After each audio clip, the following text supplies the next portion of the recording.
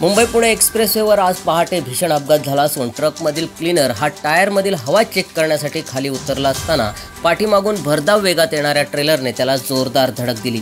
यामध्ये त्याचा जागीच मृत्यू झालाय, तर ट्रेलरमधील कॉईल ह्या ट्रेलर चालकाच्या केबिनवर पडल्याने केबिन दबून ट्रेलरमधील चालकाचाही मृत्यू झालाय। ट्रक कराडवरून माल घेऊन तो नवी मुंबईकडे जात असताना तो एक्सप्रेसवेवरील बोरघाटात आडोशी गावाजवळ आला असता हवा चेक करण्यासाठी त्याने ट्रक रस्त्याच्या कडेला थांबून क्लीनर खाली उतरला असता पाठीमागून भरधाव वेगात येणाऱ्या ट्रेलरने त्याला जोरदार धडक दिली। यामध्ये क्लीनर राहुल बाळू मेटे वय वर्ष 26 राहणार कोपर खैरणे नवी मुंबई याचा जागीच मृत्यू झालाय, तर ट्रेलर चालकाने अचानक ब्रेक लावल्याने पाठीमागे असलेल्या कॉईल तुटल्याने त्या केबिनवर पडल्याने चालक विनोद गौड याचा जागीच मृत्यू झालाय। या अपघाताची माहिती मिळताच Khopoli police, Borghat police, IRB team, अपघातग्रस्त टीमचे सदस्य, देवदूत टीम हे तात्काळ घटनास्थळी दाखल होत ट्रेलरमधील अडकलेल्या चालकांना बाहेर काढले आणि क्रेनच्या सहाय्याने दोन्ही वाहने बाजूला घेऊन वाहतूक सुरळीत करण्यात आली।